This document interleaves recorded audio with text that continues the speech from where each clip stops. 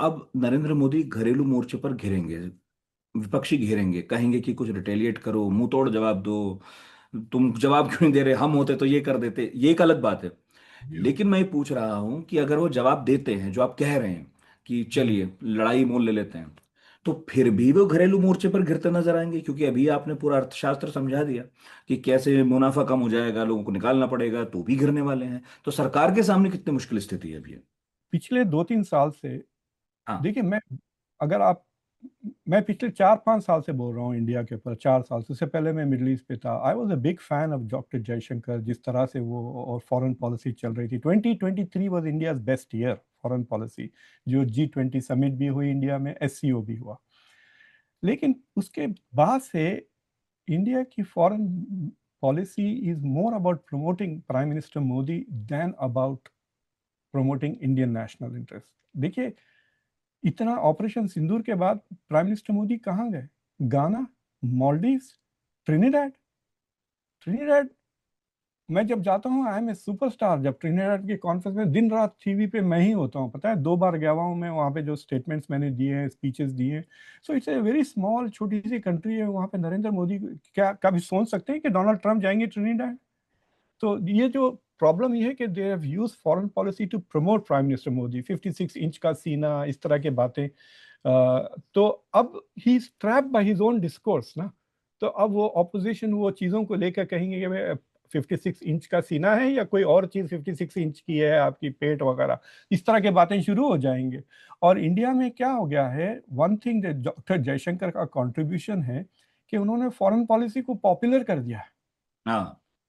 उनके अब हर वजह आदमी से, इंटरेस्ट लेता है।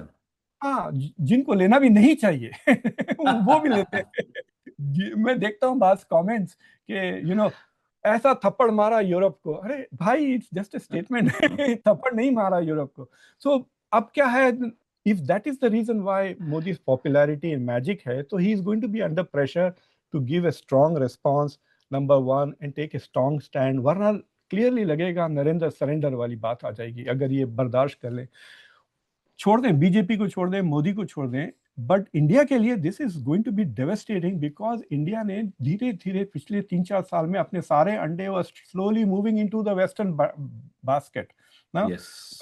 मैं मजाक से कहता था कि जब नरेंद्र मोदी कहते हैं I am the voice of the global south, he sounds like a labour union leader, जो कहते हैं मैं लेबर यूनियन का लीडर हूं, लेकिन सारा दिन वो कंट्री क्लब में गुजारते हैं कैपिटलिस्ट के साथ। G7 को जा रहे हैं, G10 को जा रहे हैं, G20 को जा रहे हैं, फ्रांस को जा रहे हैं, अमेरिका जा रहे हैं, राइट? तो अब वो चीजें खत्म हो जाएंगी।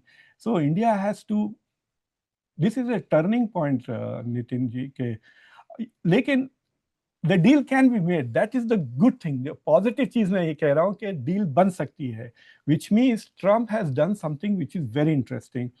ही is forcing India to choose between America and Russia. और वही। पुतिन जो खड़े हुए हैं ना अपनी जगह पे, वो इंडिया के लिए नुकसानदेह हो रहा है। अगर पुतिन कह देते ठीक है, let me meet with Trump and we can then settle a ceasefire, let's have a trilateral between Putin, Zelensky and Trump, अगर पुतिन ये कह देते, आई गारंटी यू ये 25% पे ही रहता। नहीं वहां नहीं, का वो जो फ्रस्ट्रेशन। आपने थोड़ी देर पहले बात की है वही साबित हो रही है अभी। आपने बिल्कुल। वो चीन के परिप्रेक्ष्य में कही थी कि हाँ, डायरेक्ट झगड़ा थोड़ी करेगा चीन अमेरिका, लड़ाई होगी भारत की धरती पर। तो बेसिकली वही और घूम फिर कर आ गया कि यही पर ट्रम्प और पुतिन आपस में नहीं लड़ रहे हैं, बल्कि वो एक दूसरे के सहयोगियों की बाहें मरोड़ेंगे। तो ये इंडिया की आर्म ट्विस्टिंग है कि तुम इसका साथ दोगे तो हम तुम्हारी बाहें मरोड़ेंगे, चलो बोलो पुतिन को कि बात करे। I think he is very much, मतलब मेरे मुझे लगता है कि यूरोपियंस के साथ बहुत अंडर प्रेशर हैं ये, because hmm. Europeans are carrying the financial burden ना। तो और देखिए, यूक्रेन की जो लॉबीज हैं, यूक्रेन इसे, मतलब मैं मजाक से कहता हूं कि अमेरिका को पैसे अगर देना है तो अमेरिकन को ना दें, यूक्रेन को दें, क्योंकि सबके सब गोरे हैं। हम्म।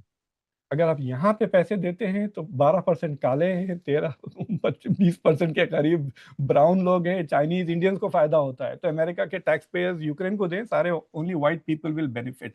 सो there is a civilisational aspect to it. ये जो यस। वेस्ट का, इट इज नॉट बिल्कुल। Just national interest. तो हाँ इट हाँ। इज, हाँ, it's like the Israel issue ना। इजराइल में मजहब का चक्कर है, यहाँ पे रेस का चक्कर है रेस का यूक्रेन में। चक्कर है। बिल्कुल। और ट्रम्प अंडरस्टैंड्स दैट। जब इन्होंने कहा था कि नॉर्वे से क्यों नहीं आते इमिग्रेंट्स, तो यूक्रेन से ले लें आप। So I think this is a far more serious an issue. और मैंने एक बात विवेक रामास्वामी के बारे में कहा था, जो मैं इंडिया की थिंक टैंक के लिए भी कह रहा हूँ, कि जब भी मैंने विवेक रामास्वामी को कहा कि आप टेलीप्रॉम्प्टर के बाजू आप एक छोटा सा आईना रख लें जब आप तकरीर करते हैं, ताकि आप अपनी स्किन का कलर देखते रहें बोलते वक्त। Don't forget that you are a brown man. He started pretending as if he is a white guy. तो India also has to understand कि थोड़े सिविलाइजेशनल बैरियर्स है between the west and India, जो शायद कभी नहीं खत्म होंगे। Plus India is trying to become a civilisation ना। ये जो हिंदू अवेकनिंग है, हिंदू नेशनलिज्म है, इट इज एम्फसाइजिंग कि वी आर नॉट वेस्ट। यहाँ पे छोटी इंडिया है एडिसन में, जहाँ हम्म। न्यू जर्सी में बहुत सारे गुजराती रहते हैं, बिजनेसेस वगैरह हैं। अगर आप वहाँ पे जाते हैं, अगर शॉपिंग वगैरह करने, मैं एक बार बाल कटाने चला गया था वहाँ पे। तो जो पोस्टर्स वगैरह लगे हुए इंडियन से, there is a lot of awakening about pride in India as a civilisation. और वेस्ट का बहुत क्रिटिसिज्म है। सुब्रमण्यम स्वामी के बहुत सारे एंटी वेस्टर्न तकरीरों के पोस्टर्स नजर आते हैं मुझे वहाँ पर। So the point that I am trying to make is के it has India will now have to think deeply and from scratch about India-US relations.